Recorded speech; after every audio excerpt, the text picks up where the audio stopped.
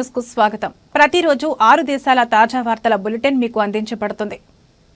బహ్రెయిన్లో మొట్టమొదటి solar power plant project ప్రారంభమైంది.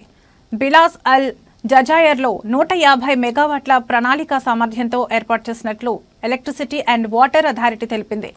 2060 నాటికి కార్బన్ ఉద్గారాలను జీరో స్థాయికి తగ్గించే లక్ష్యంతో ప్రైవేట్ భాగస్వామ్యంతో సోలార్ ప్లాంట్ను అభివృద్ధి చేస్తున్నట్లు authority president His Excellency engineer Kamal bin Ahmed Mohammed తెలిపారు. ఈ ప్రాజెక్టు పునరుత్పాదక ఇంధన ఉత్పత్తితో పాటు బహ్రెయిన్ ఇంధన భద్రతను బలోపేతం చేస్తుందన్నారు. ఈ సౌర విద్యుత్ కేంద్రం బహ్రెయిన్ జాతీయ పునరుత్పాదక ఇంధన ప్రణాళిక కింద ఒక ప్రధాన ప్రాజెక్ట్ అని 2035 నాటికి క్లీన్ ఎనర్జీ వాటాను 20% పెంచడం లక్ష్యంగా పెట్టుకున్నట్లు పేర్కొన్నారు. ఈ ప్లాంట్ దాదాపు 6,300 ఇళ్లకు అవసరమైన విద్యుత్తును ఉత్పత్తి చేస్తుందని, అలాగే ఏటా 1,00,000 టన్నులకు పైగా కార్బన్ ఉద్గారాలను తగ్గిస్తుందని అంచనా వేస్తున్నారు.